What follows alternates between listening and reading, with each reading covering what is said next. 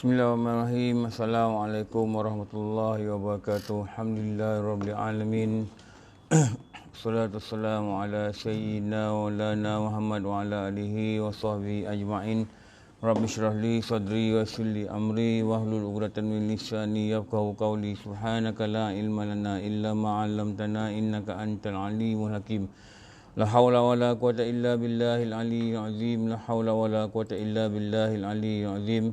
La haula wala quwata illa billahil aliyyil azim. Alhamdulillah kita dapat jumpa semula. Okey, suara saya dengar tak? Kali dengar lah. Dekat online dengar tak?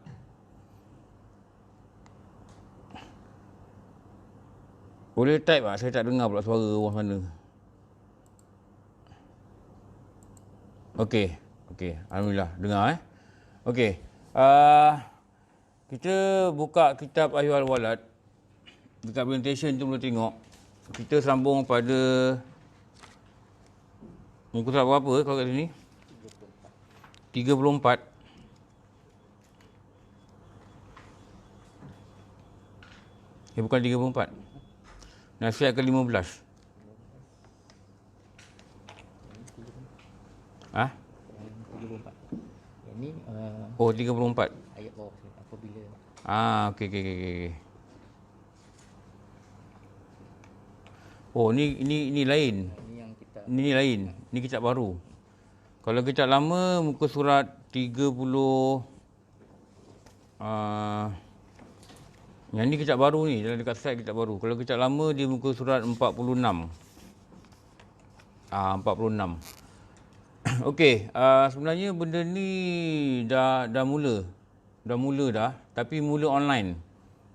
Jadi saya ingat saya nak ulang balik daripada awal lah. Bukan daripada awal, daripada yang online tu lagi. Daripada yang online tu lagi. Kita pun buat online tu lagi pun 2-3 kali je sebenarnya dekat BPF ni. Lepas tu datang sini. Okey, tengok tu, muka surat tu, 34 tu, dekat slide tu. Faedah kedua.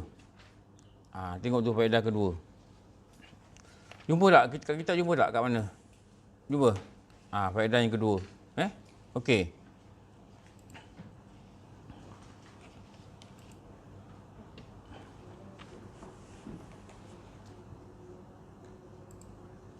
Ini apa ni? Ini sebenarnya apa? Ini sebenarnya yang kita dah cakap dulu dah. Ini bagaimana seorang ulama bernama, kita tengok muka surat sebelah, Imam Hatim Al-Asam. Imam Hatim Al-Asam ni, dia ditanya oleh guru dia bernama Syekh Syaqiq Al-Bakhi. Guru dia ditanya apa? Engkau telah belajar daripadaku 30 tahun lamanya.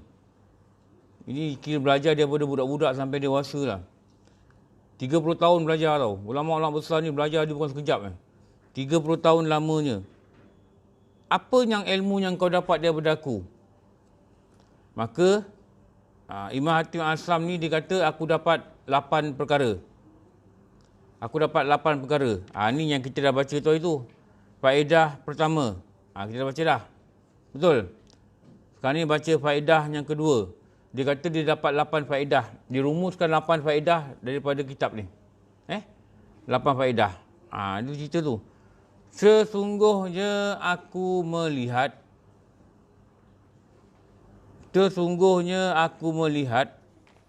sekalian makhluk ini sentiasa mengikut kehendak nafsu mereka. Imam Hatim Al-Asam ni, kalau kita tengok sejarah dia, dia ni hidup sekitar 200 Hijrah. 200 Hijrah. Dan dia dah nampak dah, waktu zaman dia kata dia nampak sekalian makhluk ni sentiasa mengikut kehendak nafsu. Sekarang lagi teruk lah. Bukan sahaja ikut, segera menunaikan apa jua kehendak dia. Tak tangguh-tangguh. Nafsunya urusan, sekarang buat. Tapi kalau benda-benda amal, nanti dulu. Benda-benda taat, nanti dulu. Bertangguh. Tapi kalau benda nafsu, cepat. Tunggu. Ni dikatakan dia nampak keliling dia gitulah. Lalu aku memikirkan, dia fikir apa? Firman Allah Ta'ala yang berbunyi dalam Quran, surah An-Naziat ayat 40-41, Wa amma man khafa maqama rabbih wa nahan nafsa anil hawa fa innal jannata hiyal ma'wa. Dia kata ni. Okey, kita tengok slide ni. Saya nak cerita apa ni?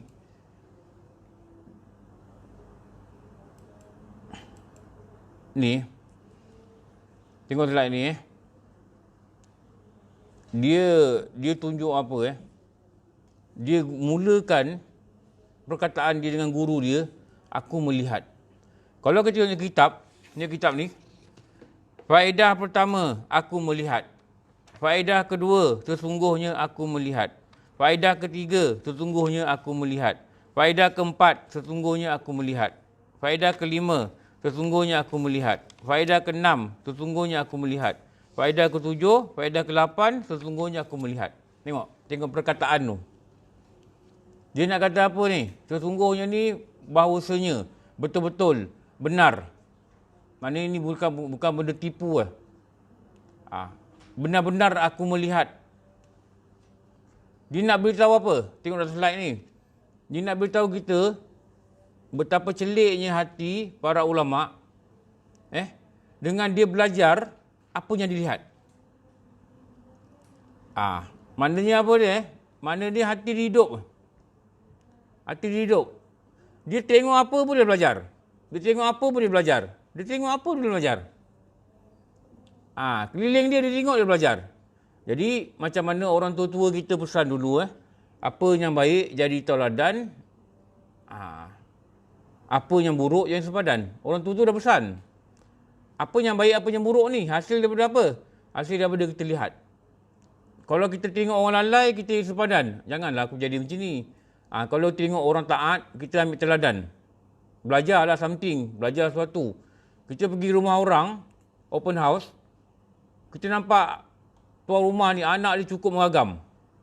Contoh ni. Dan kita tengok mak dia boleh sabar.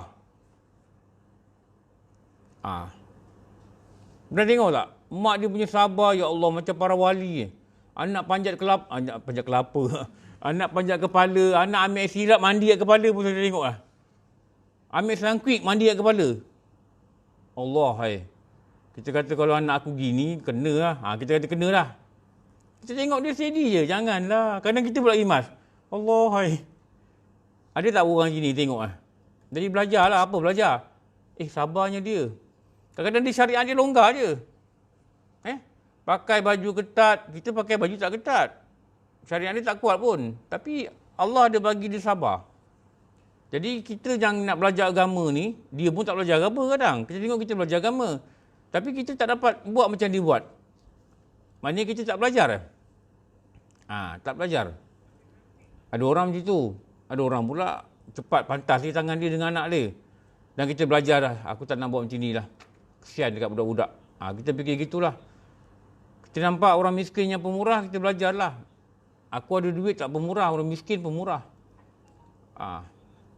Jadi apa yang saya nak beritahu,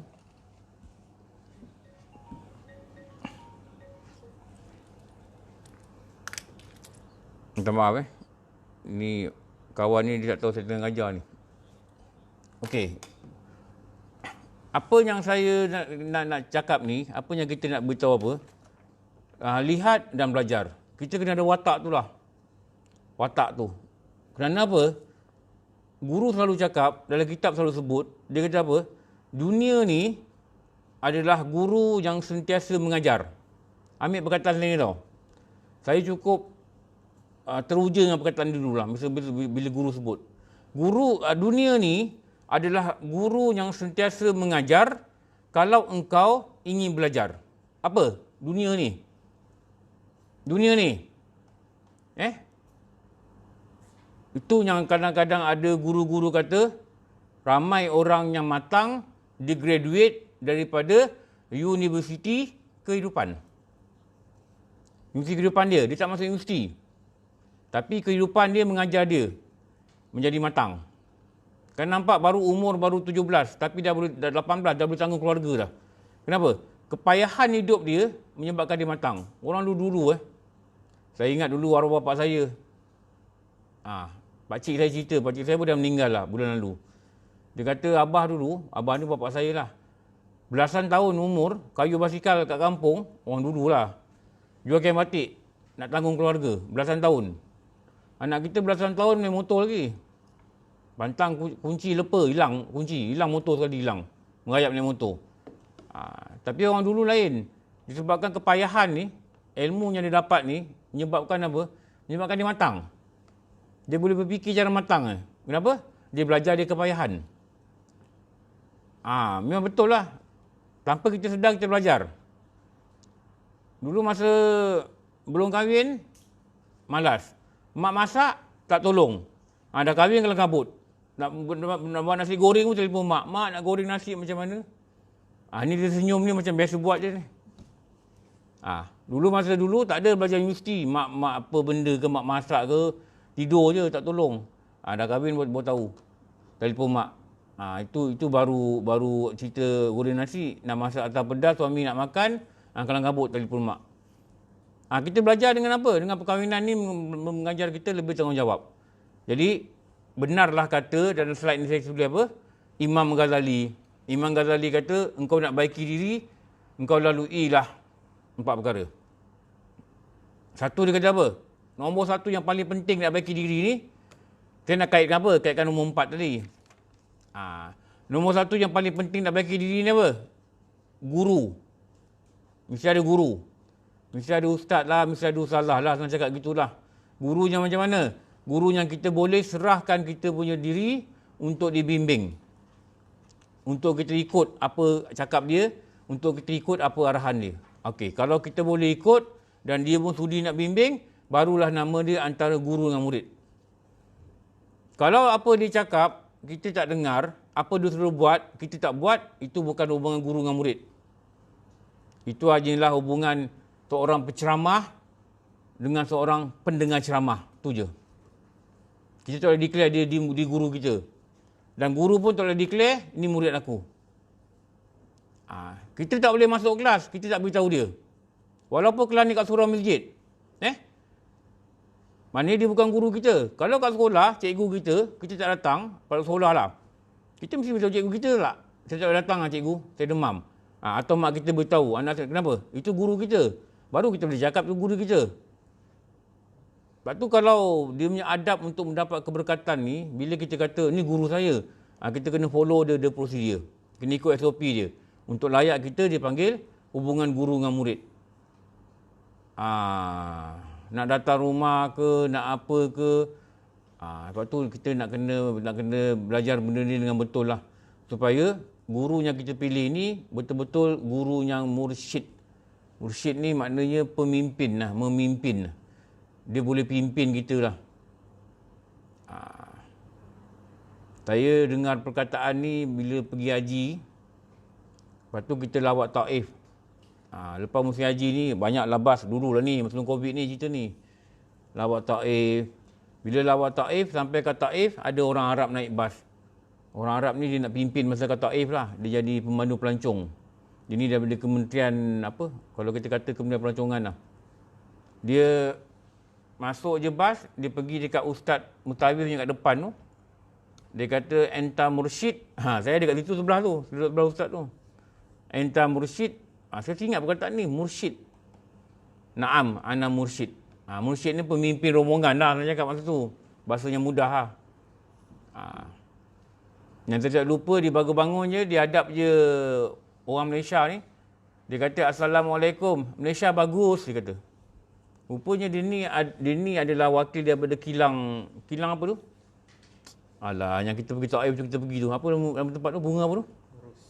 Bunga Ros. Dia ni rupanya wakil marketing Bunga Ros. Dia nak bawa bas ni pergi kilang Bunga Ros. Nanti orang belilah bedak Bunga Ros, minyak Bunga Ros.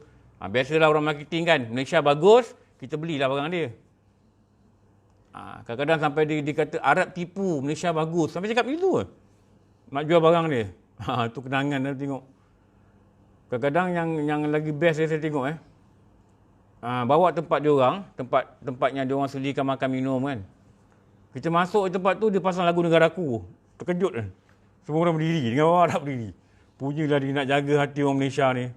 Dia tahu orang Malaysia banyak duit katanya. Jadi pertama mesti ada guru. Saya nak kaitkan nombor 4 sebenarnya. Tapi sebab kata-kata Imam Ghazali ni ada, kita baca sekali lah. Nombor 2, mesti cari kawan yang baik.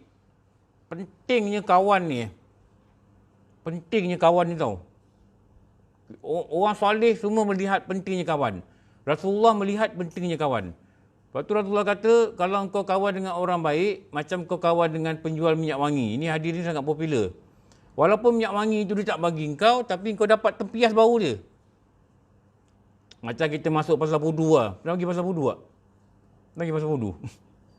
Kalau balik apa jadi Dengan kopiah, dengan baju pagoda kat dalam, jubah dia memang bau ikan. Baju pagoda kat dalam ni bau ikan Seluarnya kat dalam ni, habis semua bau ikan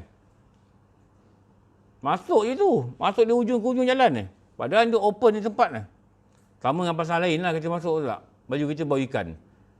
Rasulullah kata kalau kau kawan dengan orang tak baik, kau kawan macam orang buat besi. Buat besi tau. Panas. Walaupun kau tak kena panas besi, percikan-percikan tu, tiba-tiba baju kita ada lubang. Macam anak kita main bunga api lah. Bulan puasa kadang anak main bunga api kan. Bisi-bisi nak bunga api, beli juga. Dia buat bunga api gitu-gitu, tengok kita baju ada lubang kecil-kecil. Rupanya sebut-sebut api tu dia kena kat baju. Sama juga tu. Lepas tu saya selalu akan cakap dengan anak saya kan. Anak saya nombor 4. Sekarang ni dia dah anak 2 lah. Dia dah posting lah. Dia ngajar kat sekolah. Sekolah kebangsaan. Saya cakap dengan dia, dulu saya takkan lupa waktu saya hantar dia asrama dekat sekolah Semakel. Dia sekolah Semakel dulu. Dekat sekolah tu bila kita nak keluar dia ada satu signboard. Yang saya selalu cakap perkataan ni, yang saya selalu belajar dengan apa yang saya nampak. Dia kata apa? Siapa kawan anda hari ini menentukan siapa anda hari esok. Perkataan ini sangat bagus. Siapa kawan anda hari ini menentukan siapa anda hari esok. Sebab apa? Cikgu tu, guru besar tu, dia nak cakap dengan budak-budak, jangan kawan dengan kawan tak baik. Itu mesej dia sebenarnya. Sebenarnya bukan untuk budak-budak je, untuk mak bapak budak pun sama. Jangan kawan dengan orang tak baik. Sebab apa? Dia menentukan siapa kita. Lepas tu Umar Al-Khattab, dia kata apa? Engkau nak tahu orang tu baik tak baik, engkau jangan bawa dia. Dia akan mengaku selalunya baik. Engkau bawa kawan baik dia kat aku akan cakap dia baik tak baik. Kenapa? Ulama kata manusia ni akan terpengaruh agama kawan dia. Agama ni din. Din ni cara hidup. Lepas tu nak kena pilih kawan yang elok-elok Semua bangsa ada peribahasa pasal kawan. Melayu ada tadi yang saya sebut tadi, orang putih pun ada. Apa orang putih kata? Bahasa Inggeris. Show me your friend, I will show you your future. Perkataan ni. Show me your friend, I will show you your future. Kalau kawan tu jahat, your future will be jahat Lepas tu kena pilih kawan yang baik. Juga kata-kata ulama yang bernama Imam Abu Hasan Asy-Syadzili. Imam Abu Hasan Asy-Syadzili ni dia ada satu wirid yang sekarang pun ramai orang baca lah. Apa nama wirid tu? Hizbul Bahri. Saya dulu ambil ijalah wirid ni dulu dengan arwah Ustaz Mano. Tahun 90-an lah kami belajar dengan dia dekat rumah dia. Dia ada buat pondok kat rumah dia. Tiap-tiap hari Ahad kami belajar 3-4 jam kat sana. Sempat ingat 3-4 tahun jugalah sebelum dia meninggal. 3 kitab lah. 3 kitab. Sirus Solikin, Muhimmah. Lagi-lagi tu kitab apa? Saya lupa. Sirus Solikin, Muhimmah. Lupa lagi. Ada lagi kitab Tukar Ummah. Sempat belajar 3-4 tahun sempat. Jadi nak cakap apa tadi? Lupa. Apa tadi? Macam mana boleh kaitkan dengan Ustaz Maknur ni? Arwah Ustaz Manu guru kami dululah. Apa yang penting kita kena ada kawan lah. Kita kena ada kawan yang baik lah, kawan yang elok.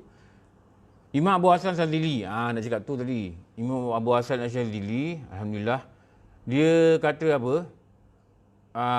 Dia punya perkataan tu daripada mula dia macam ni Dia kata apa? Dia kata beramallah di tempat tiada balasan supaya engkau bahagia di tempat tiada amalan. Perkataan dia gitu, mula-mula gitulah.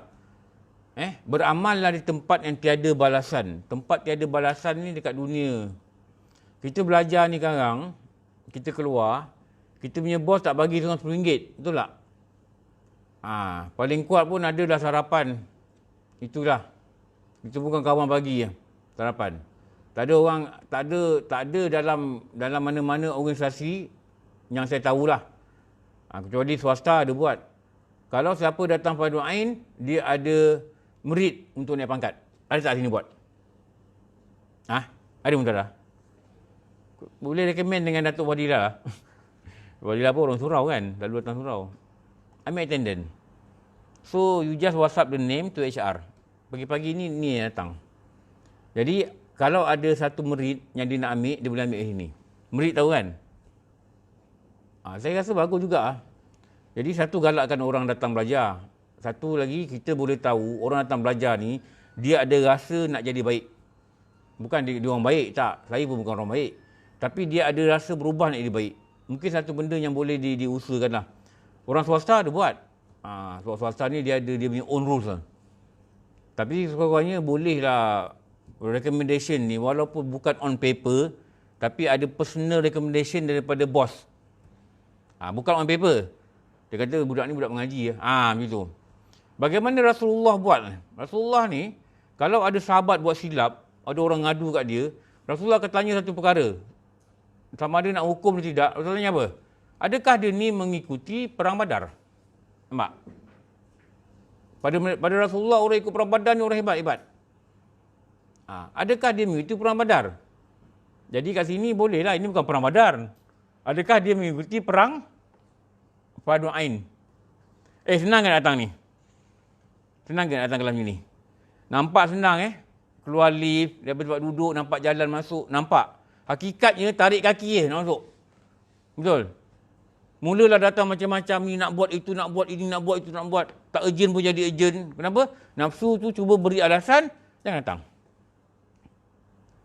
Jangan datang. Betul? Dia bagi alasan lah. Kau kena buat ni. Kan bos kau saja. Padahal pukul 12 nak kena hantar, lambat lagi. Benda buat pun sikit je. Boleh belajar dulu patutnya. Tak boleh. Kau kena buat. Alah, tu kelas tu minggu depan ada. Dia kata gitu. Siapa tu? Tu si nafsu tu. Dia bagi alasan Jadi cari kawan Cari kawan, memoga kawan ni boleh remind kita. Jom-jom lah, belajar dulu lah. Alah, kerja ni sampai bila tak habis. Dulu dekat gitu. Betul. Kerja ni bila tak habis.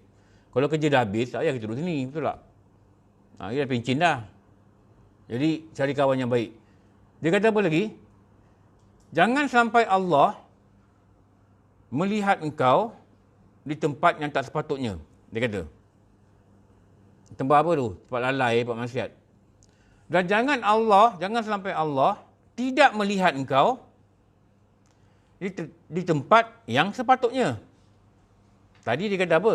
Jangan sampai Allah melihat engkau di tempat yang tak sepatutnya. Dan jangan sampai Allah tidak melihat engkau di tempat sepatutnya. Dalam majlis ilmu patut kita ada. Yang buat pun departmen kita, betul tak? Kita ni bukanlah orang penting sangat. Biasa je. Maknanya kalau kita nak datang, kita boleh ada masa, betul? Tapi Allah tak nampak kita.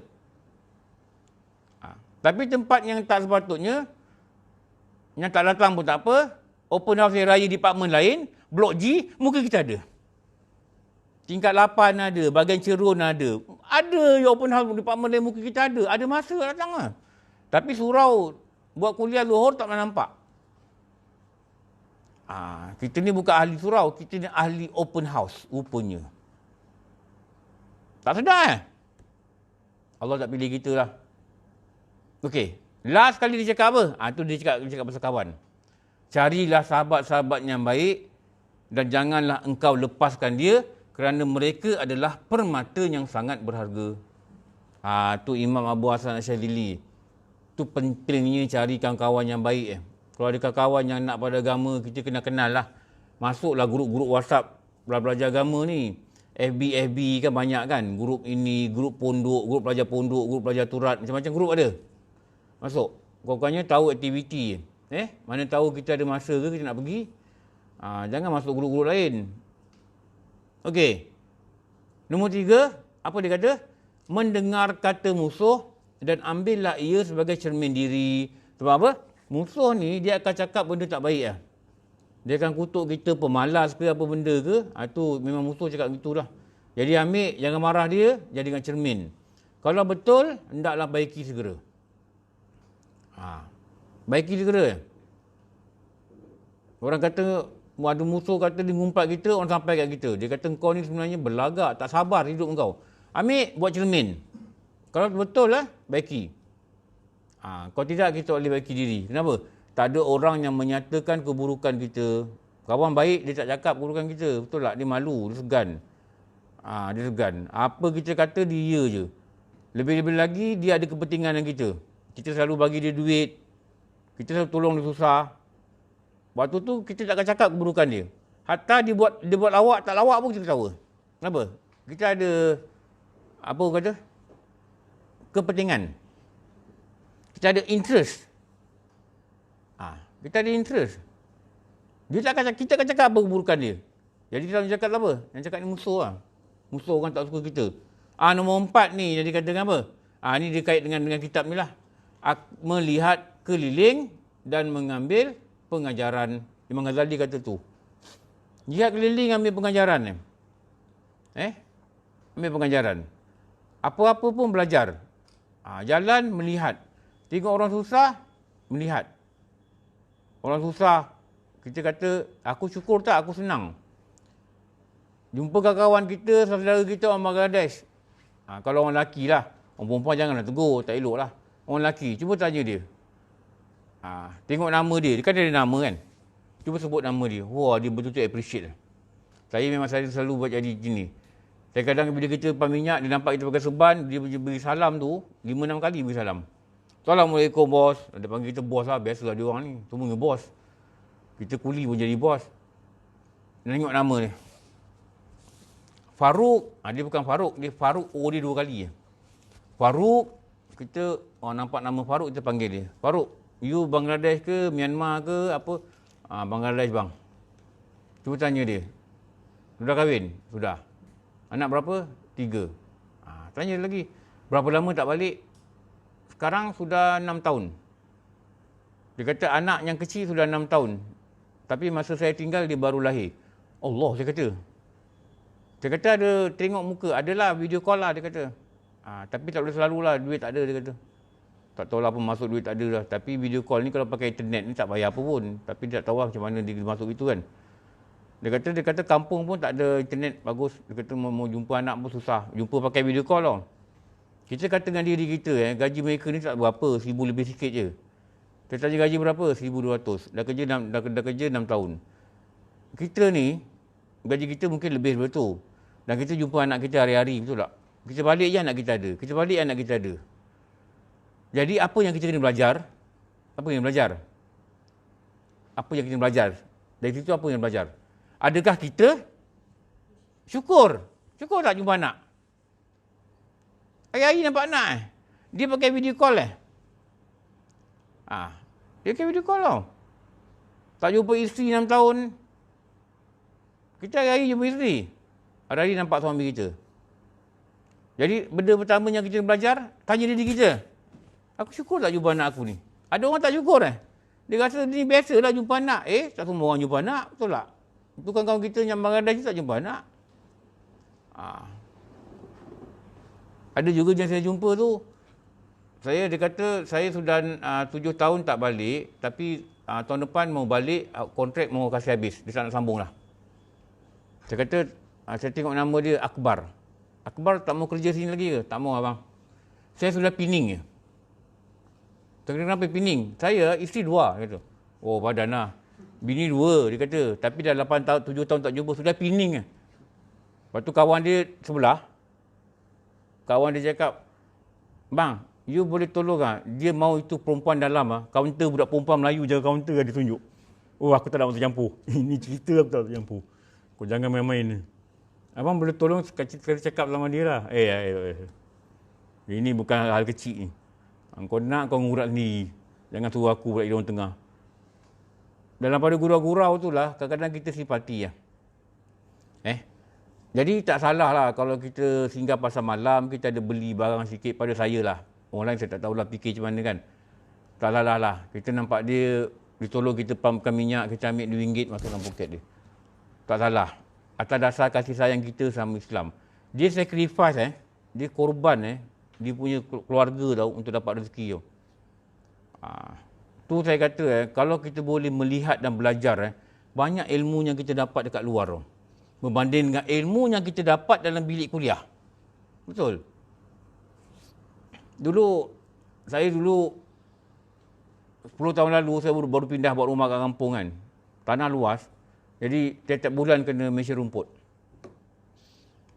Orang duduk flat, tiba-tiba mesin rumput, bergegar badan. Malam-malam nak makan tangan menggigil.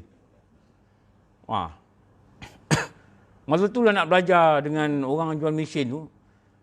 Orang Cina jual mesin tu, abang mesin ni, start mesin ni plug ni apa ni, tuti ni apa benda tu. Buat lah juga. Lama fikir tak larat lah. Kadang-kadang buat, kadang tak buat. Jadi upah orang, adalah orang-orang kat kampung tu, kat rumah saya tu, naik basikal, naik motor kan. Orang-orang ni lah Bangladesh ni. Bang, mau potong rumput. Lama ada seorang tu tanya, saya bagi. Lepas tu, lepas potong rumput tu nak bayar duit lah. Dia ambil RM100. Lepas tu, tu yang berbual tu. Tanya dia, awak nama siapa? Dia cerita nama dia Manzur. Bukan Mansur. Manzur dia kata. Manzur. Lepas tu, saya tanya dia, awak kerja apa? Saya kerja, dia tunjuklah kedai dia. Saya tahu kedai tu. Saya tanya, gaji berapa? Gaji 500. Kerja hari-hari pukul 6 sampai pukul 11. Hari-hari tau kerja, 6 sampai 11. Dia kerja apa? Rupanya dia kerja teh baru tercanai. Yang saya belajar, saya tanya gaji berapa? Dia angkat tangan dia tau. Alhamdulillah RM500 dia kata. Kita expect RM5,000. Dia punya syukur tu, Alhamdulillah RM500. Allah. Kita gaji RM5,000 pun tak cakap. Alhamdulillah. Tak pernah cakap Tak pernah cakap tau. Maknanya apa? Kita tak belajar daripada alam sekeliling. Sebab tu kita tidak boleh berubah. Dengarlah kepayahan mereka. Dengarlah, walaupun mereka tak minta sedekah. Mereka makan. Tapi nampak tak susahnya mereka cari rezeki. Alhamdulillah RM500. Kerja satu hari 5 jam. Tak ada cuti. Selagi kedai sarapan tu buka, dia lah penembak roti canai. Dia penembak roti canai dan hanya dapat 500 je. Kalau kita saya tanya kita kerja sini rasa kita nak tak kerja tu? RM500. Nak ke kata? Tak nak Dia punya rumah tu belakang kedai Saya pernah lalu, saya pernah tengok sekali lalu. Allah, saya kata macam kandang lah cakap lah. Rumah kecil Allah tidakkah kita belajar? Saya kata tidakkah kita belajar? Belajar apa? Belajarlah syukur kurang-kurangnya Belajarlah syukur. Kita gaji kita jauh lebih baik daripada dia. Dia kerja berdiri 5 jam Lepas tu ambil part time potong rumput Kita ni kerja dalam aircon, masih tak syukur. Maknanya apa? Maknanya tak belajar. Okey. Hasil pengamatan dia ni, kita tengok slide ni, apa dia kata? Dia lihat sekalian makhluk buat benda. Apa benda? 2 benda. Apa dia? Satu, ikut kehendak nafsu. Satu. Nombor 2 dia kata apa? Segera tunaikan kehendak nafsu. Ikut dengan keadaan apa? Bersegera. Macam benda ni urgent. Padahal tak urgent pun. Kalau offer tu seminggu lah untuk barang-barang ni, offer jubah, offer tudung, orang beratur tau pagi-pagi kat kedai tu. Langgarlah segala SOP Kenapa? Segera menunaikan kehendak. Padahal tudung kat rumah, kalau buka amari, melekat amari tak boleh buka tudung. Tapi kenapa? Segera. Kenapa? Inilah kehendak nafsu. Orang sanggup jalan jauh-jauh nak makan ikan patin, sanggup daripada KL pergi Temelloh dan makan balik. Jauh. Lain kalau ada urusan, makan terus tak apalah. Kadang-kadang pun ada purpose nak makan je. Tapi kalau ada niat nak yang jalan ke, nak rela ke, bolehlah tahan lagi. Kenapa? Ni nak jangan sampai ikut kehendak nafsu lah, jaga-jaga. Dia segera. Nafsu marah. Kadang bergaduh sama isteri benda kecil je. Tapi nafsu marah nak bercakap, segera diluahkan. Tu kalau orang lelaki jadi macam tu, habis lah. Rumah tangga selalu tak kekal lah. Yang diluahkan ni benda-benda talak waktu tu yang takut tu. Tahan lah, jangan ikut kehendak dia. Dia suruh kita cakap. Tahan. Tahan yang ikut kehendak dia. Kenapa? Itu nafsu tu. Jangan jaga lah. Jangan segera. Maka, dia belajar lagi. Apa dia kata? Lalu aku memikirkan, bila kita lihat, kita belajar, kita kena fikir, kita kena ambil panduan, fikir pada apa ilmu-ilmu yang kita ada daripada ayat Quran ke, hadis ke, apa ulama cakap ke. Itu panduan kita dalam memikir. Mesti ikut kaedah syarak, jangan ikut kaedah lain. Fikir apa ulama kata tentang orang ikut nafsu ni. Apa Quran kata, apa hadis kata. Jadi dia pun bacalah ayat Quran, wa amma man khafa maqama rabbih wa nahal nafsa anil hawa fa innal jannata hiyal ma'wa. Apa dia ayat Quran tu kata? Dia dapat ni belajar. Dan ada pun orang yang takut akan berdiri di hadapan Tuhannya dan menahan nafsu daripada kendak-kendaknya. Apa tanda orang yang takut pada Allah? Dia menahan kendak-kendak nafsu. Dia tahan. Nak marah, dia tahan. Nak makan berlebih-lebih, dia tahan. Pergi pasar Ramadan, nak beli 3 item, beli 2 cukup. 1, tahan. Jangan layan sangat. Nanti membazirnya pengalaman kita dah tengok dah. Jangan layan. Anak nak ni, nak ini, nak 2, beli 1 cukup. Tak apa, tak habis pun sebenarnya. Pengalaman kita dah lalui semua ni dah. Kita bukan baru puasa. Jadi bila kita buat macam ni, kita tahanlah walaupun tak dapat tahan semua, tahan sebahagian kehendak dia. Stop. Macam nafsu ni macam kita marah anak kita lah. Tak boleh. Dia nak beli mainan. Mainan dah banyak dah kat rumah. Betul. Lepas tu bakul lah. Dia nak beli juga mainan. Kita tahan. Dah berguling-guling kat supermarket. Dia nak beli 2 barang. Nak kurangkan kegulingan itu, beli 1. Macam itulah contoh dia. Kita ni, dengan nafsu kita gitulah. Dah. Jangan bisa cakap cerita. Kau dah cukup cakap dah dia bagi tadi dah. Kau dah cukup berborak dengan kawan kau bagi dah. Sekarang kau diam. Kau zikir. Cukup. Wahai nafsu, cukup. Kau dah banyak jahanam dengan aku dah. Cukup. Dah. Saya beli kasut dah. Macam kita marah anak kita gitu. Kita marah nafsu kita. Dah. Kau kasut ada 5 dah kat rumah. Kasut golf lain. Kasut jalan lain, kasut kerja lain, kasut sukan lain, kasut naik basikal lain, kasut main futsal lain. Dah. Cukup. Jangan beli kasut lagi. Stop.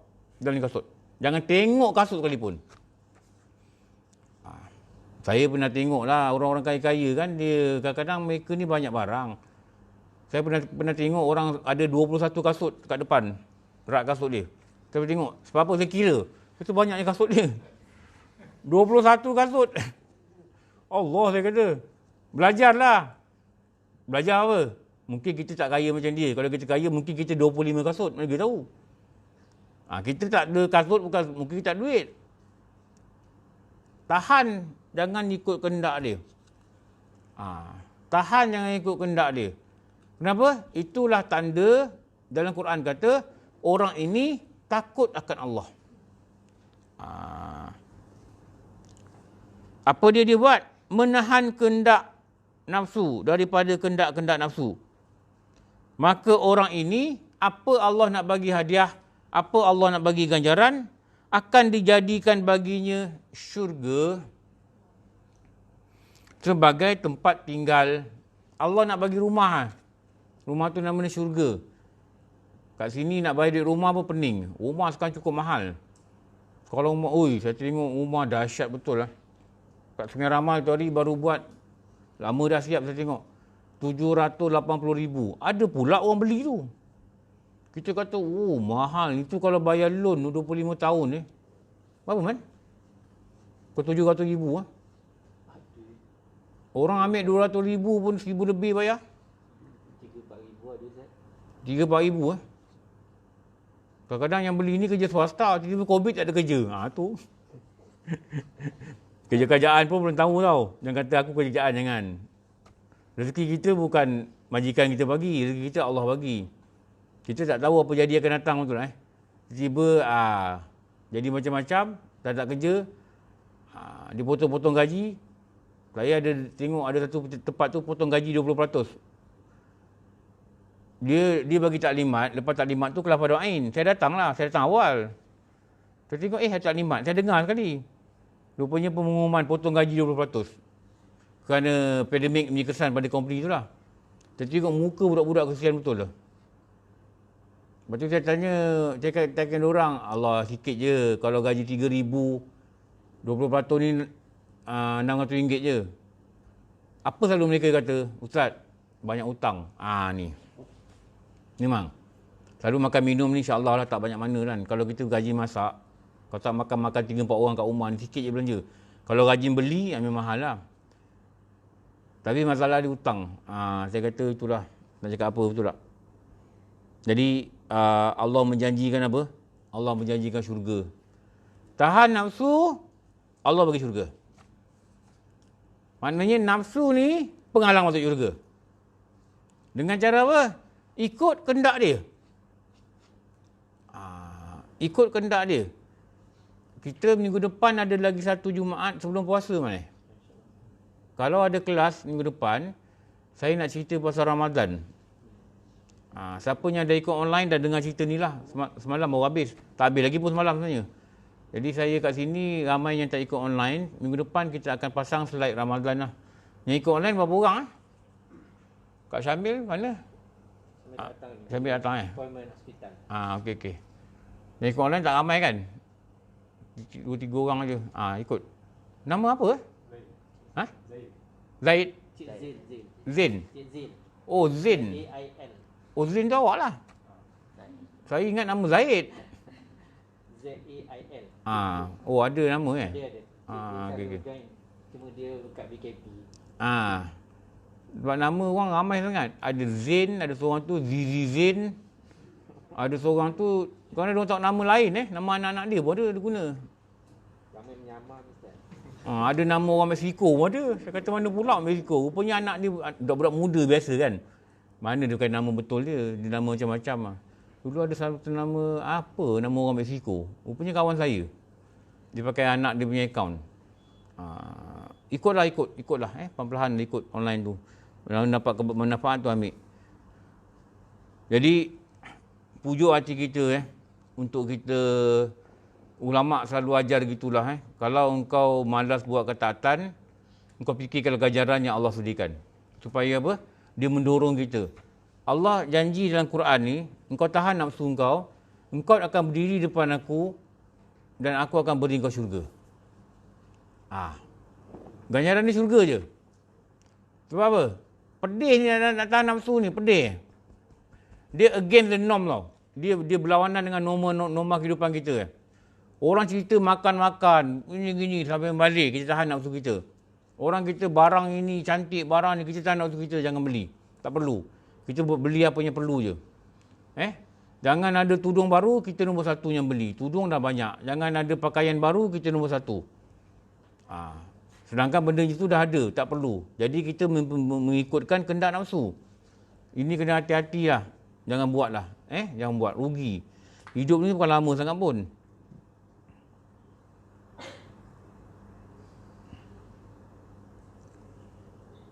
Okey. Apa lagi tanda takut pada Allah? Diceritakan dalam kitab Duratun Nasihin. Boleh catatlah ni sebagai ilmu. Tanda takut kepada Allah, nombor satu, ulama kata, dilihat pada lidah. Dilihat pada lidah dia. Orang takut Allah ni dilihat pada lidah. Apa lidah dia? Lidah dia kata apa? Lidah dia hanya berkata yang benar. Lidah ni hanya berkata benda yang baik-baik. Lidah dia memperbanyakkan selawat, istighfar dan zikir. Itu dalam syarahan diceritakan dalam kitab Duratun Nasihin. Dia nampak tengok pada lidah. Jadi kalau lidah kita bukan macam itu, tanda je kita tak takut dengan Allah. Nombor dua, dilihat pada apa? Dilihat pada mata. Pada anggota semua ni. Mata dia tidak melihatkan perkara yang dilarang. Tetapi melihat perkara-perkara yang diharuskan, yang dibolehkan. Itu tanda apa? Tanda mata itu, orang itu takut pada Allah. Yang ketiga dikatakan dalam kitab Durratun Nasihin, dilihat pada telinga. Telinga dia tak dengar benda-benda lalai. Sebab tu saya cakap, jangan biasakan ada orang, dia buat kerja, sambil buat kerja, komputer, dia pasang lagu kat telinga tau. Jangan biasakan ni. Benda lalai ni dengar, nanti hati jadi hitam. Kalau nak dengar benda yang baik. Sambil buat kerja, dengar ceramah, tapi kerja kena fokus lah. Jangan kerja pun salah, ni tak bagus juga.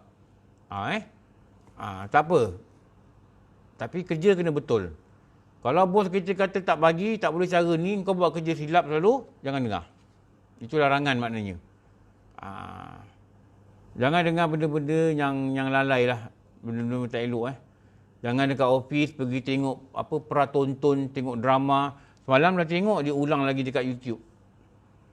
Mengaji dia tak ulang, tapi drama-drama dia ulang. Dia nak hafal skrip ke apa, tak tahulah. Ini benda yang tak baik lah. Jadi tanda telinga tu, manusia tak takut pada Allah, telinga ni dengar benda tak baik. Lepas tu kita minta dengan Allah, ya Allah, kau peliharalah mata aku, kau peliharalah telinga aku. Kadang kita tak ngumpat, tapi kawan-kawan kita yang geng ngumpat ni duduk sebelah kita. Okey. Battery is running low. Ada plug ke tak dah?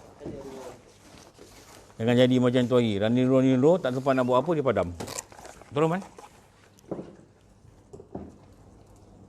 Oh, ada plug. Extension. Okey.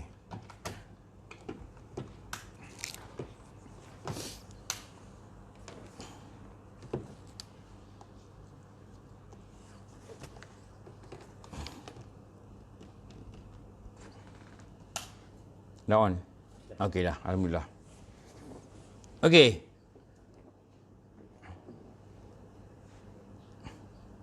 Daripada pemikiranku, dalam kitab dia kata, daripada pemikiranku, sebab tu nak kena guna akal. Nak berubah ni kena guna akal. Sebab tu kita dengar dulu, orang dulu dia marah budak-budak. Budak-budak main motor laju. Apa dia kata? Engkau ni tak ada? Tak ada apa dia kata? Engkau tak ada ni ke? Apa benda tu dia kata tu? Dia marah budak-budak main motor laju. Engkau ni tak ada otak dia. Betul tak? Akal lah, tak guna akal. Naik motor macam Superman tu. Dengan helmet tak pakai, engkau tak ada otak dia kata. Betul juga kalau polis marah memang betul.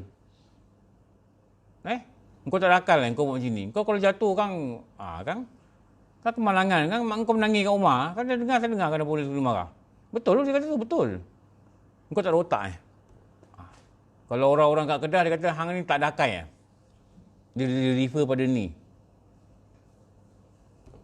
Jadi nak berubah, guna ni. Nak kenal Allah, guna ni. Itu mahal yang harga ni, benda ni yang kepala ni. Itu nama dia akal. Kau tak boleh rosakkan, haram.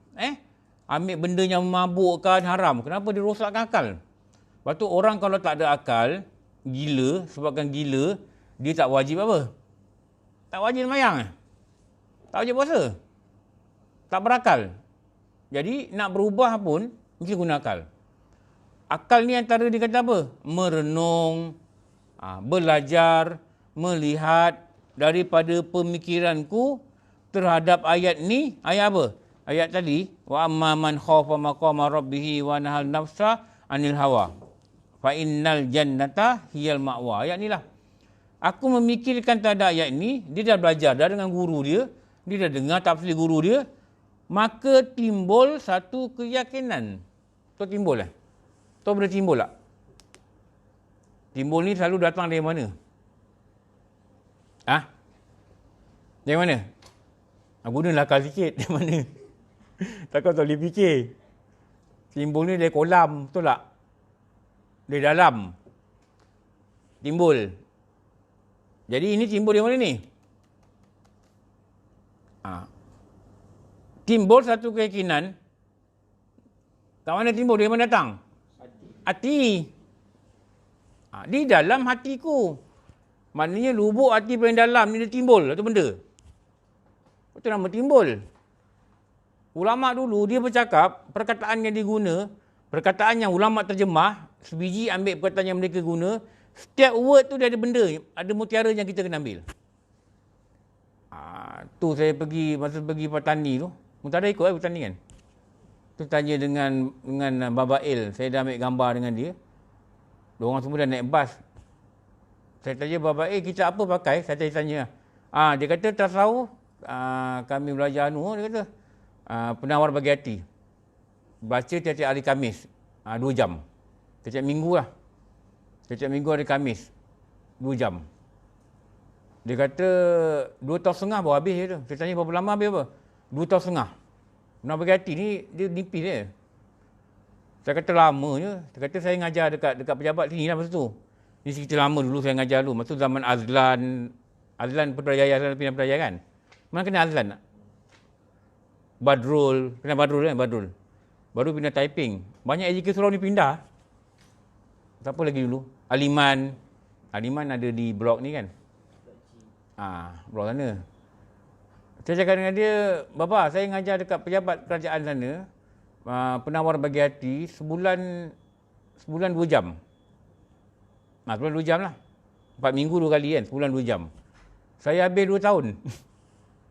Saya habis 2 tahun sebulan 2 jam. Mereka belajar hari-hari Khamis, maknanya sebulan mereka belajar 8 jam. Saya ngajar 2 jam, dia mengajar 8 jam. Dia habis 2 tahun setengah. Saya kata lama Bapa. Dia kata kitab pondok gitu. Kitab pondok ni satu perkataan tembus 10 gitu. Tu tembus 10 tak? Orang ni cakap Kelantan. Tembus 10. Maknanya satu word ni, dia explain ni macam 10 word. Lepas tu lambat habis je. Ada budak orang ni, dia duduk pondok tu 7 tahun. Saya kata, Dek, awak ni patut dah boleh keluar lah. Dia boleh ngajar pakcik lah. Dia kata pakcik, ngajar kat pakcik kat rumah kampung-kampung.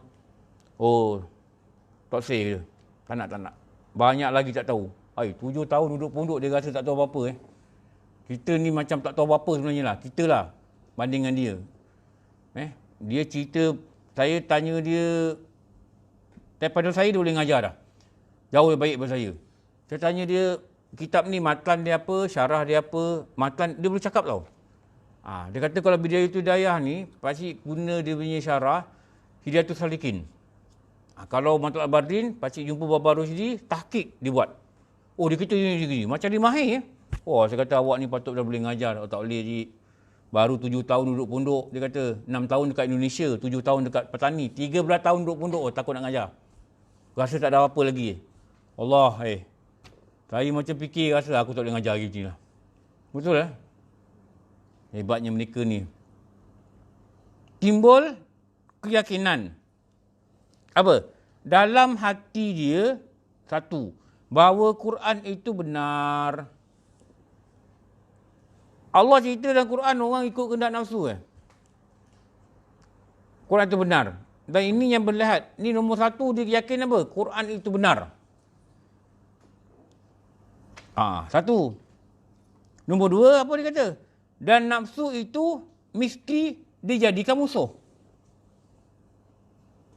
Selalu kalau musuh orang buat apa? Orang berlawan lah. Mesti dimusuhi. Dia kata.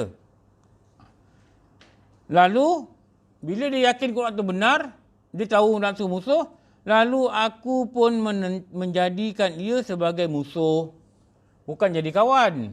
Kita ikut kehendak tu, maknanya kita jadi kawan. Apa dia nak kita ikut, apa dia nak kita cakap, apa dia nak kita layan. Kita jadi pelayan nafsu. Kita jadi server. Tu server. Server, hub tu. Kita server bernafsu. Nak ni, okey. Kau nak apa? Jalan. Kau nak ini, aku buat. Padahal tak mampu. Kau nak rumah besar, aku ambil loan. Padahal tak mampu. Tolak-tolak gaji 3,000, tolak 350 je. Payslip 350 je. Harap ini boleh bantu. Bini kerja swasta, mungkin gaji mahal sikit. Harap-harap. Sekali COVID, bini komplain terjejas. Kena buang kerja. What will happen next? Ni yang berlaku sekarang tau.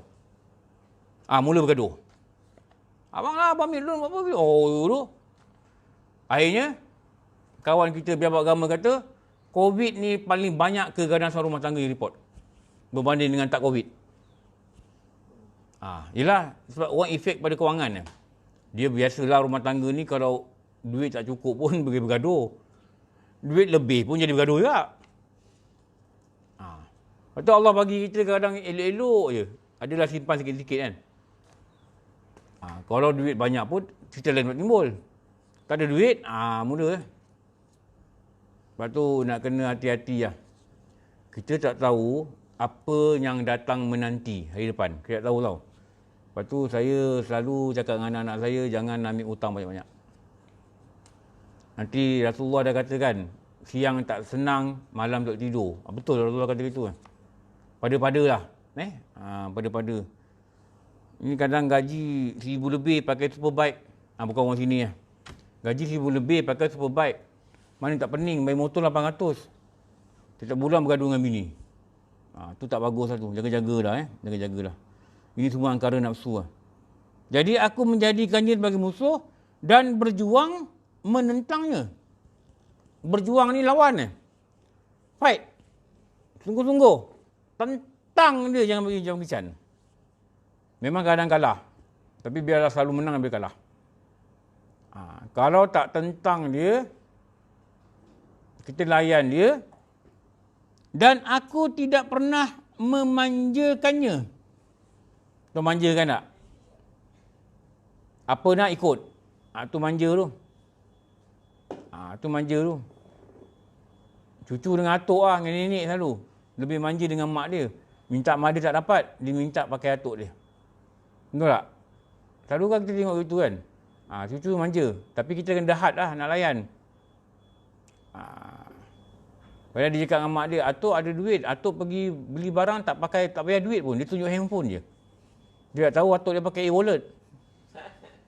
Atuk tunjuk handphone je, ibu kata.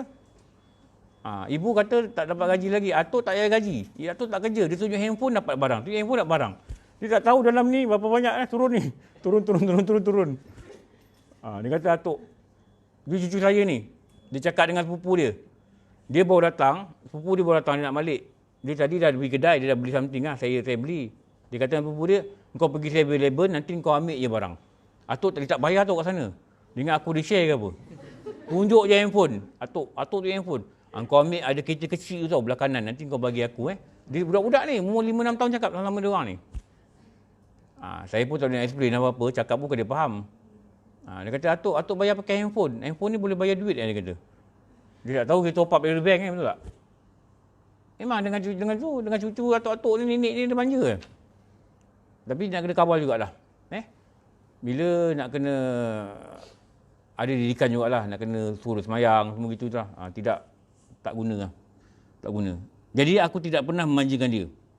Lawan dia, tentang dia, tak manjakan dia. Hingga satu peringkat, dia kata, tunduk kepadaku. Tunduk apa? Ikut arahan. Ikut arahan. Nafsu? Tak, cukup. Dia akan patuh. Ya tuan. Ikut arahan. Cukup, tak boleh beli lagi dah barang. Barang ni dah banyak kat rumah. Cukup. Dah. Pergi Langkawi. Tengok. Dah nafsu, engkau tengok je. Jangan beli. Boleh? Aku opal. Jangan beli. Kat rumah pinggan pun tak pakai. Okey, tuan. Saya try aku. Tak beli. Boleh ke? Orang lelaki boleh lah, Man. Orang lelaki boleh lah. Dia tengok je pinggan tu.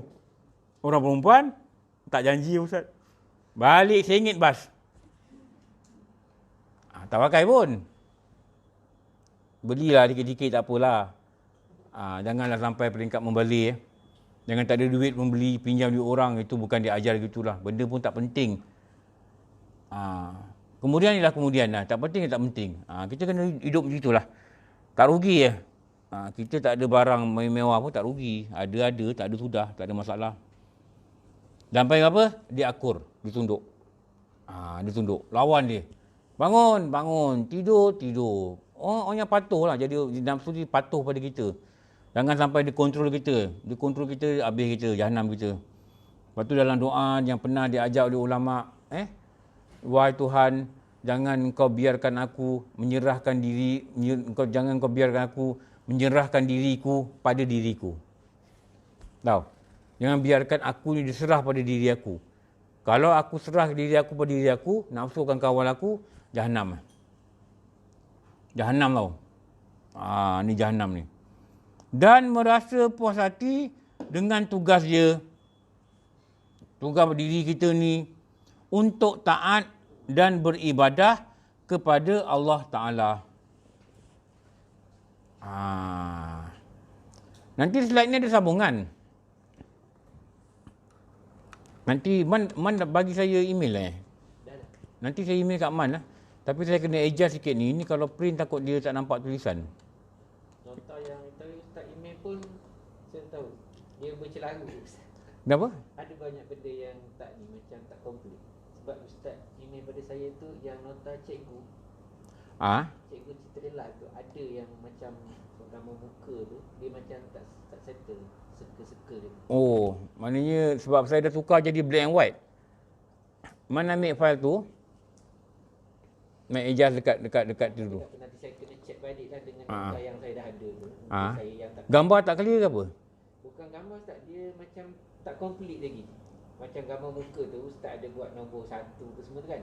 Tak ada. Oh, kenapa tak ada? Saya tak tahu. Satu saya tengok yang lain pun banyak macam benda tu jadi macam Dia lari dia lari. Oh, cikgu Cetila tak cakap pula dengan saya. Tak ni bila saya buka. Mungkin dia tak buka lagi kot. Bila saya transfer ke dalam apa ni. Oh, bukan kena version mungkin version dia tu dia jadi ni. Version PowerPoint. Mungkin. Windows mana pakai apa? Windows 10. Sekarang dah 10 kat sini. Saya pakai Windows 10 lah. Kadang ada benda lain. Atau ginilah, saya print satu, nanti saya bagi Man memprint. Kadang-kadang version ni pun ada ni. Okey, slide ni sebelum kita berhenti, slide ni ada sambungan. Nanti kemudian lah ni. Ini kita dah belajar dah ni semalam dekat online classes. Ini dia ada sambungan lagi. Ni ni peringkat-peringkat ni. Ini kita nak sambungan, nak mengenal nafsu lah. Kita kata nak lawan ni kita kena kenal dia. Ni semua tahap-tahap yang selamat, tahap yang tak selamat. Saya cuma akan hurai pada 4 peringkat. Dia 7 nafsu. Tapi peringkat yang ketiga ni, ini 3. Lepas tu yang keempat ni lah nafsu yang selamat. Jadi sampai sini cukup. Yang atas ni banyak nafsu, orang soleh, para nabi semua kita skip lah. Kita skip. Okey.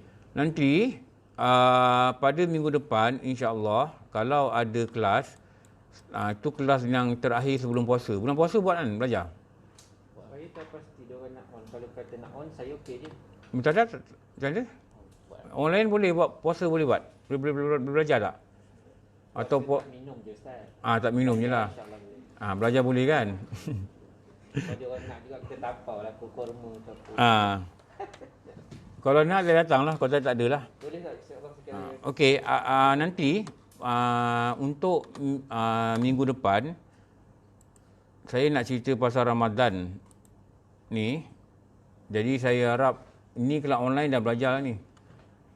Jadi saya harap nanti kawan-kawan kat sini, terutama yang tak ikut online, kena datang lah. Ni kita nak cerita dalam satu versi yang lain. Selalu kalau surau panggil saya, dia kata Ustaz buat tajuk lah Ramadan yang dinanti, amalan yang paling baik Ramadan. Itu orang dah cakap banyak tau. Itu kita dah belajar bertahun-tahun dah. Saya nak cerita dari segi versi ni. Bagaimana Ramadan ni satu benda yang orang lupa ialah perlawanan nafsu ni. Ni yang orang selalu ambil tak indah. Jadi lebih kurang slide dia gini nanti. Dia slide ni saya buat one by one lah. Dia adalah slide yang sangat panjang lah. Jadi moga-moga nanti kita dapat cerita benda ni sampai habis. Kita nak habiskan dalam masa sejam. Kalau dekat surau kadang-kadang 3 jam ada satu sesi khas untuk cerita ni. Tapi saya rasa dekat sini ramai yang dah biasa belajar. Dan kat sini pun ramai yang pangkat-pangkat dia, akademik dia bagus. Sehingga sejam boleh faham kot. Okey. Ni nanti di sampai sini. Kalau Man nak print tu pun boleh. Maknanya tak payah salin. Print tak payah salin. Jadi kita tengok je, kita ada nota lah kat tangan. Nanti yang kita print tu kita clip dekat buku catatan belajar ni, clip kan. Jangan lipat-lipat, nanti hilang. Clip kan bagi dia melekat. Bagi dia melekat, nanti tak payah nak catit lah. Boleh print daripada handphone kan? Boleh ke Ustaz? Sebab kalau dalam WhatsApp ni kita boleh ni kan ke link ke komputer dia boleh. Ya. Saya kat rumah selalu pakai wifi printer tu. Pakai Sekarang ni Mutadah boleh tolong pakai IT. Apa-apa rujuk dengan dia. Tu pun pandai tu. Mana? Syahid mana? Tak nampak. Syahid ni kalau tak panggil rakam dia tak datang ni. Sibuk ke? Bahagian ni satu pun saya cari. Tak apa. InsyaAllah kita berhenti kat sini. Nanti kita sambung slide yang tu. Yang itu adalah nota yang tak ada dalam ni. Tu nanti lagi 3 minggu lah kita gili-gilikan. Minggu depan kita belajar Ramadan. Lepas tu baru kita masuk balik pada kitab yang biasa. Okey. InsyaAllah. Alhamdulillah Rabbil Alamin. Wassalatu wassalamu ala syafi'il anbiya muslim sayyidina Maulana Muhammad wa ala alihi wa sahbihi ajma'in. Rabbana atina fid dunya hasanah wa fil akhirati hasanah wa qina adzabannar. Wa sallallahu ala sayyidina Maulana Muhammad wa ala alihi wa sahbihi wa barakatuh. Alhamdulillah Rabbil Alamin. Ampun maaf, pasti banyak kurangan. Wa billahi alam. Assalamualaikum warahmatullahi wabarakatuh. Assalamualaikum warahmatullahi wabarakatuh. Alhamdulillah, jazakallah khairan diucapkan kepada Ustaz.